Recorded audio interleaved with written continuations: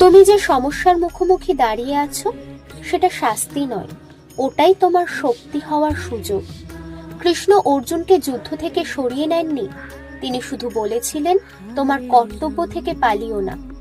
জীবনে অনেক সময় আমরা ভাবি কেন আমার সাথে এমন হচ্ছে। কৃষ্ণ বলেন যে বেশি শক্তিশালী তার পরীক্ষাও বেশি। তুমি এখন যে কষ্টটা পাচ্ছ সেটা তোমায় ভাঙার জন্য নয়, গড়ার জন্য। সবাই পাশে থাকবে না, সবাই বুঝবেও না, কিন্তু মনে রেখো, যদি তোমার মন পরিষ্কার থাকে তাহলে ভগবান তোমার পাশে আছেন। ফল নিয়ে ভেবো না, কাজটা ঠিক হলে ফল ঠিক সময়েই আসবে। পালিয়ে গেলে গল্প শেষ, লড়ে গেলে ইতিহাস শুরু।